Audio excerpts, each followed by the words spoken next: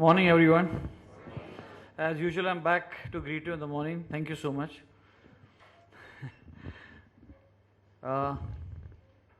Today's first session on baggage and ATA Carnet and related issues will be taken by Mr. Nirav Thakkar. Welcome, Nirav bhai, to this program. Thank you. Before I start, let me welcome Nirav bhai with a bouquet of flowers.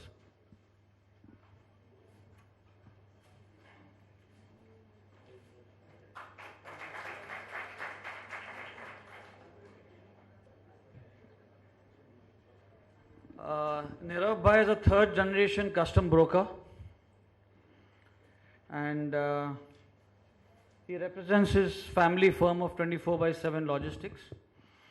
They are pioneers and an authority on baggage, transfer residence, and those ATA Carnet exhibitions related cargo clearance.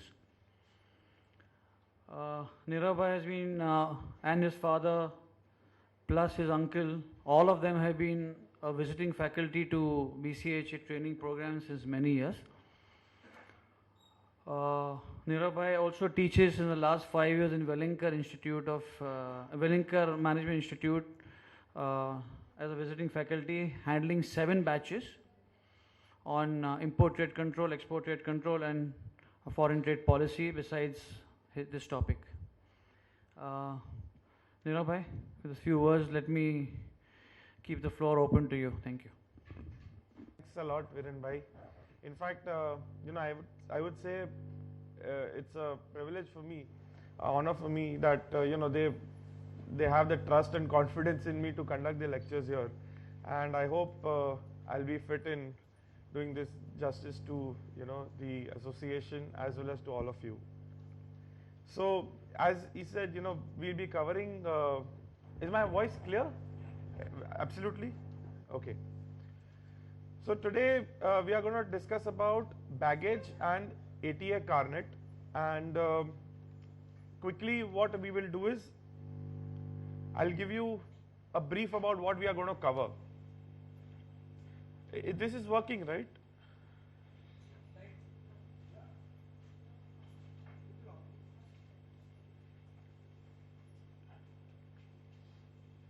Okay.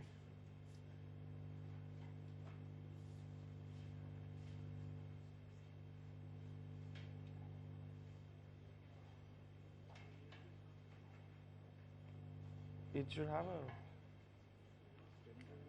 pen drive is not there. Anyways, thing about the Customs Act, we are going to understand what are the sections which are covered under baggage. However, baggage is a set of rules by itself. So we understand what are the sections covering baggage, and then we'll go on the rules of baggage. So second topic will be baggage rules, followed by we'll understand about import of gold and silver as baggage. See, I'm going to be focusing only on import and export of specific commodities connected to baggage, followed by foodstuff for any foreigners, and diplomatic baggage, import of firearms. So these are some topics, followed by import of pets under baggage, a deceased baggage, somebody who's expired abroad and his goods have to come back to India. That is all about imports. Then we'll go on the export baggage. Baggage which will be purchased, tourists who visit India and would purchase certain items, so how to manage that for exports, and followed by Carnet, and an additional couple of slides on the Carnet de passage which will be connected to the Carnet. This is visible to everyone, right? Very clear. Okay. So we start with this. If you have any specific questions, on any doubts on a particular point that I'm discussing, you can raise it at this time. If there are any general questions that you have, please note them down. We'll have some time after the session is over. We will take those questions that time. Okay? So here we start. What, according to you, is baggage? That's it. Okay, okay. I'll be here. Okay, thanks. Yes? When a common man used to go out of India or who is returning to India, Mm-hmm. he has to pass the custom boundary. Okay. And that is the place where he used to show the baggage, who is traveling. And the personal goods, the personal belongings. Personal. What you say is right, but then you are again getting on. He has to show his baggage. So I'm asking, what is baggage?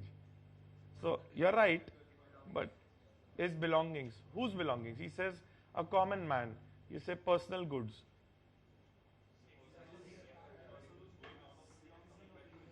Exactly. Traveler. Baggage and luggage are basically synonyms. In some countries, they name it as baggage. Some countries, they call it luggage. What is the difference between baggage and cargo? We know cargo, right? We've been studying cargo. We're handling cargo day in, day out. So what is the difference between baggage and cargo? We need to understand that first before I begin. Sorry? Baggage is personal. Cargo is commercial. But under cargo also, I mean, if say for example, I am based in India, I want to import some goods for my personal use. Would that be baggage or cargo?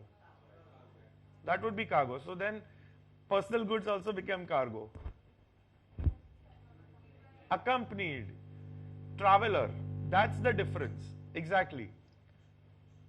So the difference between baggage and cargo is that in baggage, it is traveling. There's a person, there's an individual, a passenger who's moving in and out of the country, and his personal belongings are going to be accompanied with him or unaccompanied. So that is why Section 2, subsection 3 of the Customs Act 1962 defines baggage that it includes unaccompanied baggage. So please understand there are two types of baggages. One is accompanied baggage, one is unaccompanied baggage. We'll understand both. However, one thing is very important. It clearly says that it does not include motor vehicles. So please understand, even if you own a vehicle, even if you are traveling and you want to bring in your vehicle from other country, or you want to take your vehicle from this country, it is not baggage. Is this very clear? Any questions?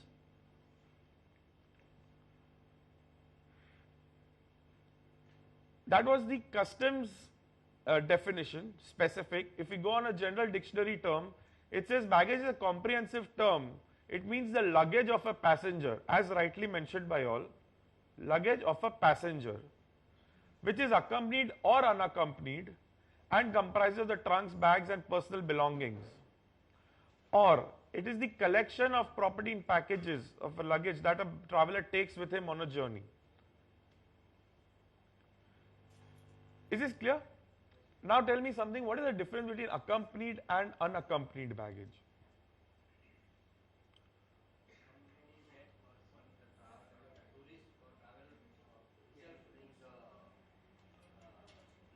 Okay.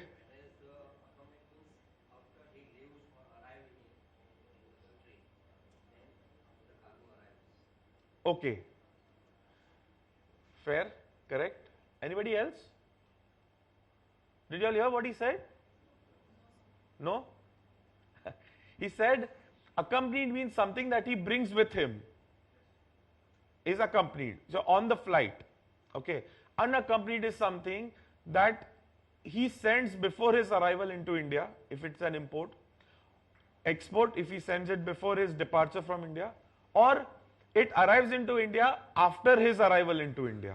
After the passenger has already arrived into India, then the goods arrive. So these are all not accompanied on that same vessel or the flight.